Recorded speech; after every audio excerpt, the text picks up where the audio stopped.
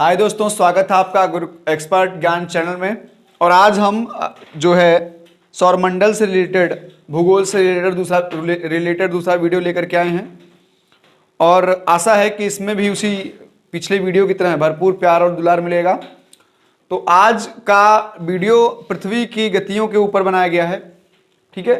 तो इस वीडियो को देखने से पहले अगर आपने चैनल को सब्सक्राइब नहीं किया है तो चैनल को सब्सक्राइब कर दीजिए, बेल आइकन को दबा दीजिए, जिससे जो भी वीडियो आपसे रिलेटेड मैं डालूं सबसे पहले आप तक पहुंचे, ठीक है दोस्तों।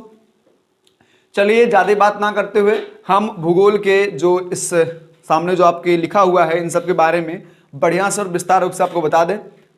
और जहां तक हो सके आपके हर क्वेश्चन को टच करने का मेरा संपर्क रहा है और हर क्वेश्चन को टच करने के लिए मैं सोचता रहता हूं। चलिए इसे शुरू कर देते हैं। पृथ्वी की गतियां, पृथ्वी की दो गतियां होती हैं, एक होता है परिभ्रमण गति और दूसरा होता है परिक्रमण गति, ठीक है। पृथ्वी की दो गतियां होती हैं, एक होता है परिभ्रमण गति और दूसरी क्या होती है, परिक्रमण गति। यानी कि एक होता है रोटेशन और दूसरा होता है रेपल्यूशन, ठीक ना। चलिए अब हम रोटेशन के बारे में आपको बता दें।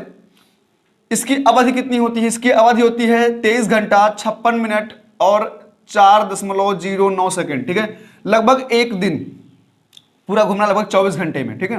यानी कि 23 घंटा 56 मिनट 4.09 सेकंड होती है। अगर कहीं क्वेश्चन में आ रहा है कि इसकी अवधि क्या है तो आप 24 घंटे पे नहीं लगाएंगे, आपके सामने ये ऑप्शन दिया रहेगा, आप इसी ऑप्शन पर टिक करेंगे कि इसकी जो परिभ्रमण गति होती है पृथ्वी की, उसकी अवधि क्या है। तो 23 घंटा 56 मिनट 4.09 सेकंड है, ठीक है। अच्छा, पृथ्वी अपने अक्ष पर पश्चिम से पूरब की ओर घूमती है। बिल्कुल हाँ दोस्तों, पृथ्वी अपने अक्ष पर पश्चिम से पूरब की ओर घूमती है, ठीक है। जो उसका अक्ष है वो क्या करती है, वो पश्चिम से पूरब की ओर घूमती है, ठीक है। पश्चिम से पूरब की ओर, जिसे हम क्या कहते हैं कि पृथ्वी क्लॉकवाइज घूमती है। कैसे घूमती है? क्लॉकवाइज। जान दीजिएगा, घड़ी की सुई ऐसे घूमती इस साइड में, तो क्या होता है, पूरब से पश्चिम की दिशा में क्या करती है, घूमती है क्लॉकवाइज, ठीक है। इसे क्लॉकवाइज कहते हैं। और अगर उल्टा घूमेगी तो क्या बोलेंगे दोस्तों, एंटी क्लॉकवाइज बोलेंगे, ठीक है। यानी कि घड़ी की सुई की साइड में ये घूमती है पूरब से पश्चिम की ओर, ठीक है। पश्चिम से पूरब की ओर, ठीक है। थोड़ी सॉरी गलती हो गया दोस्तों, पश्चिम से पूरब की ओर घूमती है, ठीक है। फिर आप देखिए परिभ्रमण गति के कारण दिन रात होता है। क्या होता है? दिन रात होता है, ठीक है। यहां पर सही कर दें, पश्चिम से पूरब की ओर, पश्चिम से पूरब की ओर घूमती है, जो कि क्लॉकवाइज घूमती है, जो घड़ी आपकी इधर साइड में घूम रही है, ठीक है। अब देखिए क्या कह रहा है, परिभ्रमण गति के कारण क्या होता है दोस्तों, दिन रात होता है। हाँ, अब अगर आपसे पूछ रहा है कि दिन रात कैसे होता है तो आप क्या बताएंगे दोस्तों, दिन रात होता है। परिभ्रमण गति के कारण क्या होता है दोस्तों, दिन रात होता है। किसके गति के कारण होता है? परिभ्रमण गति के कारण क्या होता है दोस्तों, दिन और रात होता है। और इसी गति के कारण क्या होता है दोस्तों, मौसम भी परिवर्तित होना है। क्या होता है? मौसम भी बदलता है। मौसम में परिवर्तन कब होता है? जब पृथ्वी परिभ्रमण गति करती है तो मौसम क्या होता है, परिवर्तित होता है। पृथ्वी के झुकाव कर ऋतु का निर्माण होता है। किसका निर्माण होता है? ऋतु का। और दिन रात का निर्माण होता है। अब देखिए एक छोटा सा मैंने छोटा सा ग्लोब बनाया है और उस पर पृथ्वी को दर्शाया है और एक सन बना दिया है। क्या होता है, जो दिशा, यानी कि पृथ्वी ऐसे अपने स्थान पर घूम रही है, गोल गोल गोल गोल घूम रही है, ठीक है। तो क्या होती है, जो दिशा अपने जो सन की लाइट की साइड में आएगा वहां दिन हो जाएगा, और जो सन की लाइट की साइड में नहीं, इसके पीछे वाली साइड में होगा, वहां क्या होगा दोस्तों, रात होगा, ठीक है। तो दिन और रात कैसे होता है दोस्तों, परिभ्रमण गति के कारण क्या होता है दोस्तों, दिन और रात होता है, ठीक है। अगर कोई पूछ ले कि दिन रात कैसे होता है, परिभ्रमण गति के कारण होता है। ऋतु का निर्माण कैसे होता है, परिभ्रमण गति के कारण। अगर कोई पूछा कि ऋतु का निर्माण कैसे हो रहा है, आप क्या कहेंगे, परिभ्रमण गति के कारण। दिन रात कैसे हो रहा है, परिभ्रमण गति के कारण, ठीक है। इतनी चीजें मैंने आपको बता दी। और एक अवधि कितनी होती है, कोई अगर पूछे अवधि, अगर क्वेश्चन आपसे पुटअप कर रहा है कि अवधि क्या होती है, तो आप 24 घंटे पे ना लगाए, क्योंकि बहुत से लोग जानते हैं कि 24 घंटा होता है, 24 घंटे में दिन रात होता है। नहीं दोस्तों, 23 घंटा 56 मिनट 4.09 सेकंड होता है टोटल, ठीक है। हम किस पर मार्क लगाएंगे, 23 घंटा 56 मिनट 4.09 सेकंड पर, ठीक है। इस पे हम अपना मार्क लगाएंगे, ठीक है। चलिए अब अगला बता देते हैं, परिक्रमण गति। परिक्रमण गति क्या होता है? परिक्रमण गति जब पृथ्वी करती है तो क्या होता है दोस्तों, एक साल पूरा होता है। क्या होता है? एक साल पूरा होता है। तो परिक्रमण गति का काल कितना होता है? 365 दिन 5 घंटा 46 मिनट और 46 सेकंड। अगर आपसे कोई पूछ ले कि परिक्रमण गति का काल कितना है तो आप क्या बताएंगे दोस्तों, परिक्रमण गति का काल कितना है? 365 दिन 5 घंटा 46 मिनट 56 सेकंड। ये परिक्रमण का जो है काल है, समय है, ठीक है। सूर्य की परिक्रमा दीर्घ वृत्ताकार पथ में करती है, ठीक है। अब सूर्य की परिक्रमा जान लीजिए, ये सूर्य है, ये सूर्य है, ठीक है।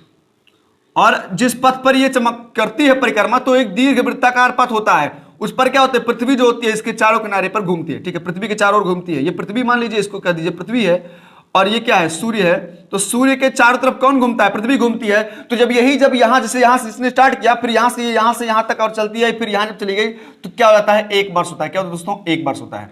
हमारे भारत का एक वर्ष यही होता है, ठीक है, पृथ्वी का एक वर्ष ये होता है जब 365 दिनों, कितना समय लगता है, 365 दिन, 5 घंटा 48 मिनट और 46 सेकेंड टोटल लगते हैं, ठीक है दोस्तों, पृथ्वी को परिक्रमा करने में। किसकी परिक्रमा करने में, सूर्य की परिक्रमा करने में, ठीक है। पृथ्वी के अंडाकार मार्ग को भूकक्षा कहते हैं। अगर कोई कहे कि वो जिस अंडाकार मार्ग में चलती है इसको क्या बोलते हैं दोस्तों, इसको क्या बोलते हैं दोस्तों, इसको भूकक्षा बोलते हैं। क्या बोलते हैं, भूकक्षा। क्या बोलते हैं दोस्तों, इसको भूकक्षा बोलते हैं। जिसमें जिस कक्षा पर भू यानी कि पृथ्वी जो है परिक्रमा कर रही है, किसकी, सूर्य की, उसको क्या बोलते हैं दोस्तों, भूकक्षा बोलते हैं, ठीक है। चलिए, अब इसी परिक्रमण गति के कारण क्या हो दोस्तों, दिन रात होता है, दिन रात का छोटा बड़ा होना। क्या होता है दोस्तों, दिन रात का छोटा बड़ा होना।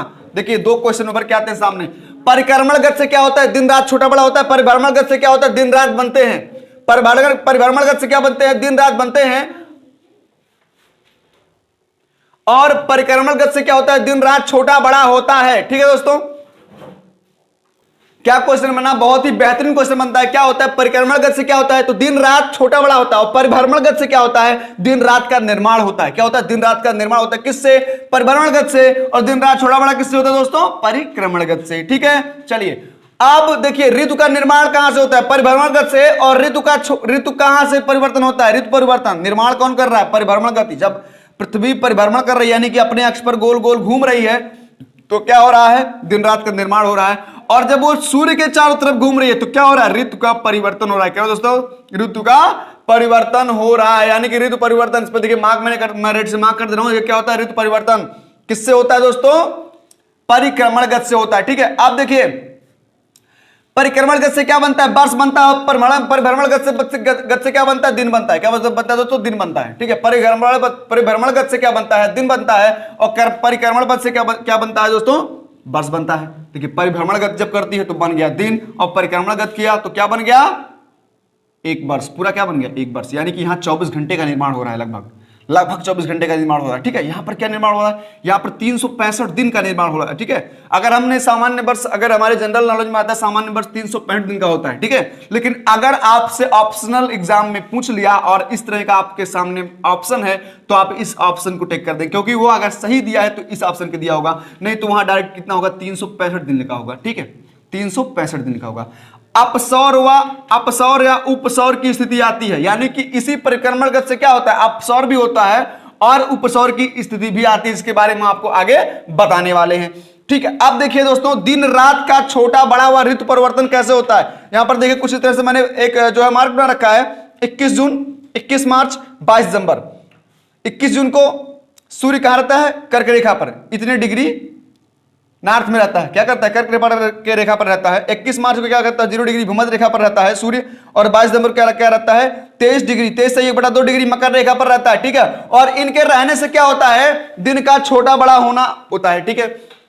अब मैंने देखिए पहला मार्क लिखा है 21 मार्च। पहला मैंने क्या लिखा दोस्तों, 21 मार्च। इसके बारे में जान लेते हैं, ठीक है। अगर आपने पेन पैड लिया हो तो आप लिखना शुरू कर दीजिए। 21 मार्च को क्या होता है दोस्तों, भूमध्य रेखा पर लंबवत चमकता है। अब देखिए 21 मार्च को, ये देखिए 21 मार्च मैंने बताया ना, सीधा लंबवत, यानी कि सीधा भूमध्य रेखा पर चमक रहा है। क्या कर रहा है, यहां पर सीधा चमक रहा है। इस रेखा पर वो सूरज सीधा चमकता है, भूमध्य रेखा पर सूरज क्या कर रहा है, सीधा चमक रहा है। किस पर, किस दिन, 21 मार्च दिन। किस दिन क्या हो रहा है, 21 मार्च दिन क्या हो रहा है दोस्तों, 21 मार्च दिन सूर्य क्या हो रहा है, सीधा भूमध्य रेखा पर पड़ता है। क्या करता है, सीधा भूमध्य रेखा पर पड़ता है, ठीक है, सूर्य।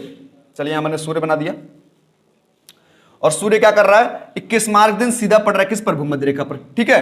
तो क्या होता है, और इस दिन क्या होता है, इस दिन और रात बराबर होते हैं। देखिए 21 मार्च के दिन क्या होता है, 21 मार्च के दिन और रात दोनों बराबर होते हैं, दोनों के समय में कोई अंतर नहीं होता, दोनों बिल्कुल बराबर होते हैं। क्यों, क्योंकि सूर्य डायरेक्ट भूमध्य रेखा पर पड़ता है और वहां पर डायरेक्ट इस दिन यानी कि 21 मार्च दिन वो सीधी तरह से चमकता है। तो क्या हो गया, 21 मार्च के क्या, दिन और रात का बराबर होना, ठीक है। अब देखिए 21 मार्च को बसंत विषुवत होता है। विषुवत क्या होता है, जब सूर्य भूमध्य रेखा पर होता है, यानी कि जब सूर्य क्या होता है, भूमध्य रेखा पर होता है, तो उसको क्या कहते हैं, विषुव कहते हैं। क्या कहते हैं दोस्तों, विषुव कहते हैं। क्या कहते हैं, विषुव कहते हैं। जब क्या होता है, जब सूर्य भूमध्य रेखा पर होता है तो क्या बोलते हैं, विषुव बोलते हैं, ठीक है। अब चलिए 21 जून के बारे में आपको बता दें। ठीक है। 21 जून की स्थिति में क्या होता है, तो 21 जून में सूर्य कर्क रेखा पर लंबवत चमकता है। अब देखिए यहां पर कर्क रेखा 21 जून के दिन क्या हो रहा है, कर्क रेखा पर लंबवत चमक रहा है, कुछ इस तरह से प्रकाश इसकी पड़ रही है, यानी कि यहां से प्रकाश पड़ने के बाद यहां प्रकाश आ रही है, तो यह लंबवत चमक रहा है।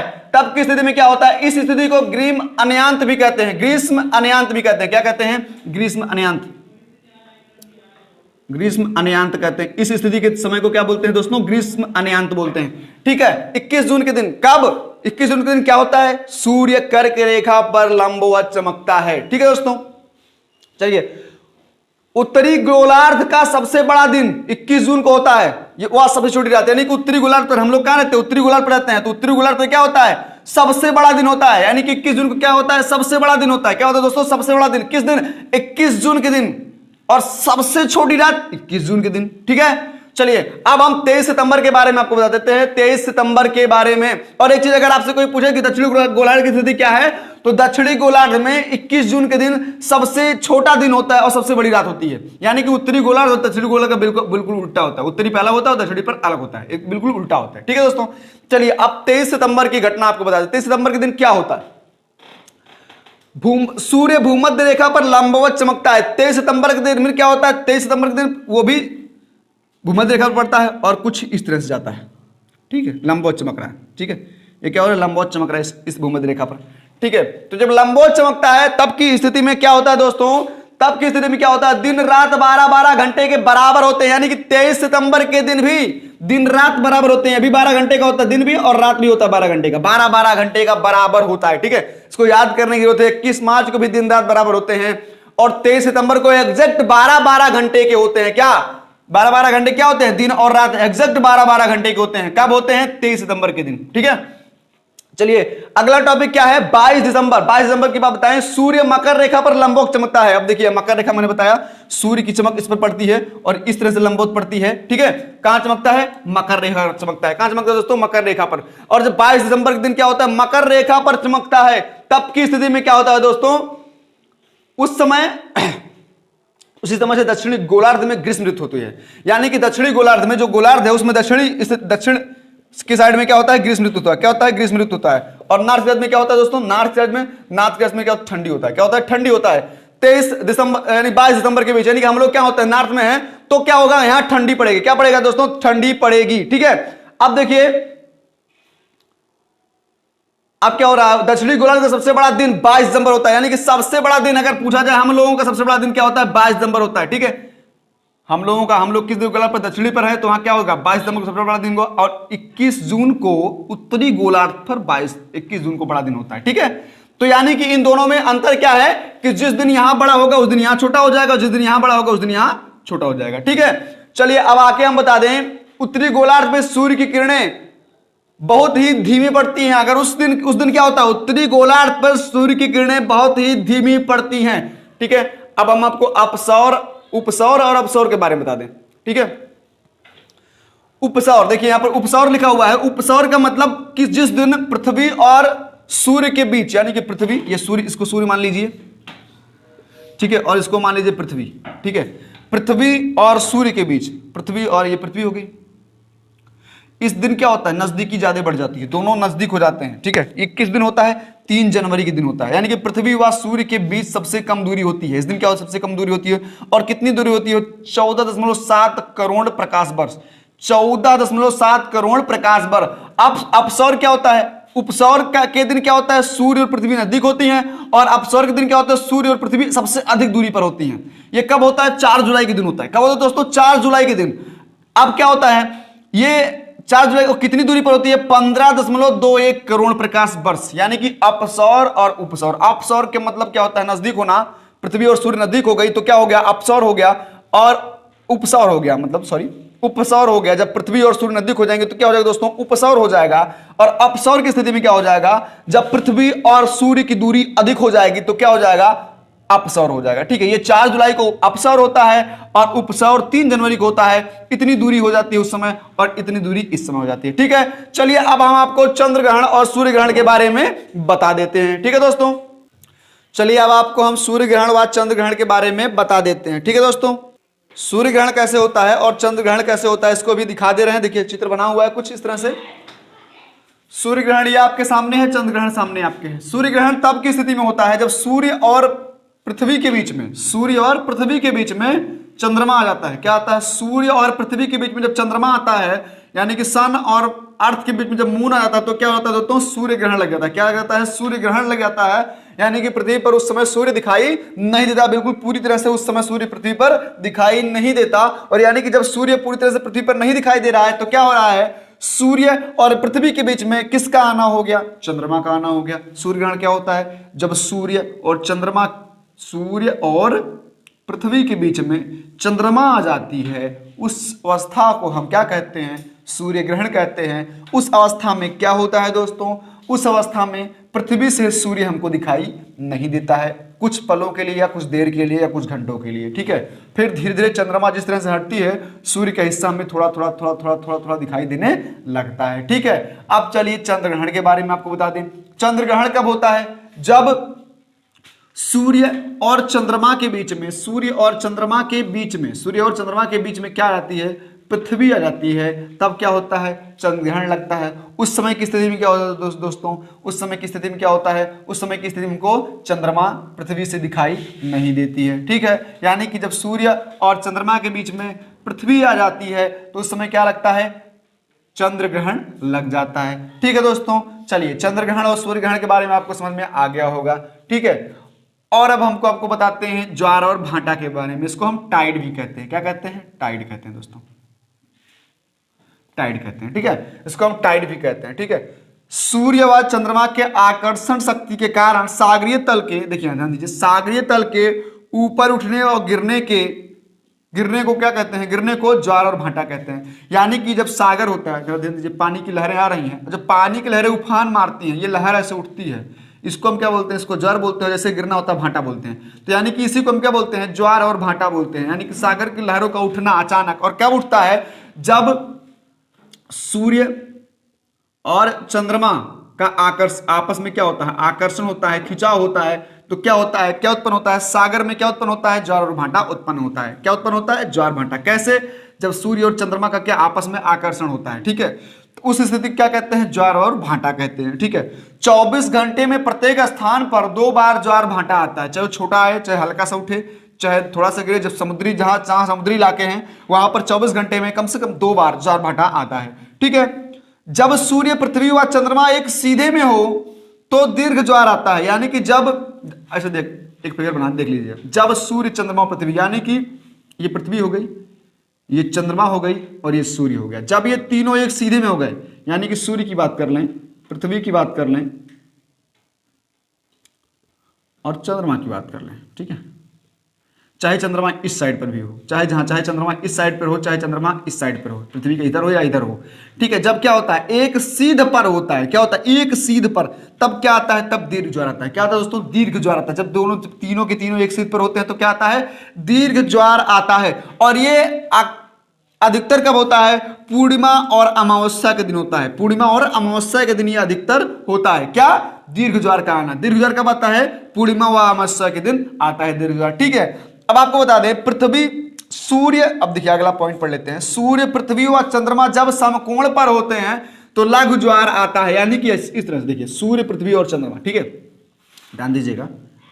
पृथ्वी है, सूर्य है, ठीक है, सूर्य, ठीक है। चंद्रमा चाहे यहां की स्थिति में हो, चंद्रमा, ठीक है, और चाहे यहां पर चंद्रमा हो, तो यहां पर होगी तब भी समकोण बनेगा, यहां पर होगी तब भी। इसे पृथ्वी मान लीजिए, ये पृथ्वी है, यहां पर होगी तब भी समकोण बन रहा है। जब समकोण होता है, यानी कि जब चंद्रमा और पृथ्वी और सूर्य मिलकर क्या बनाते हैं? समकोण बनाते हैं, तब क्या आता है? लघु ज्वार आता है दोस्तों। क्या आता है? लघु ज्वार। चाहे यहां से यहां बने और चाहे यहां से यहां बने। और ये कब होता है? सप्तमी व अष्टमी के दिन। सप्तमी व अष्टमी के दिन ये होता है, ठीक है। अब देखिए, भारत में सबसे अधिक ऊंचा ज्वार कहां आया था? तो सबसे अधिक ऊंचा ज्वार आया गुजरात के ओखा में। कहां पर आया? गुजरात के ओखा में। विश्व का सबसे ऊंचा ज्वार फंडी की खाड़ी में, कनाडा में। वो ज्वार कितना मीटर ऊंचा था? 18 मीटर ऊंचा था। कहां पर आया? फंडी की खाड़ी में आया, ठीक है दोस्तों। चलिए, अब इसके बाद हम अगले वीडियो में मिलेंगे। ये वीडियो यहीं पर समाप्त होता है, और जाहिर सी बात है, और मुझे यकीन है कि आपको ये वीडियो अच्छा लगा होगा। और अगले वीडियो मिलेंगे जहां पर अक्षांश व देशांतर के बारे में हम आपको बताएंगे। तो ये वीडियो कैसी लगी दोस्तों आप कमेंट बॉक्स में जरूर बताइएगा। और आप जैसे अभी तक हमको प्यार और दुलार दिए हैं ऐसे प्यार और दुलार देते रहिए। गलतियां तो होती है दोस्तों, इंसान है, कुछ ना कुछ गलतियां होती रहेंगी और उस गलतियों को आप माफ करते रहिएगा और इसी तरह से हमारी वीडियो को देखते रहिएगा। मिलते हैं दोस्तों अगले वीडियो में, तब तक के लिए धन्यवाद।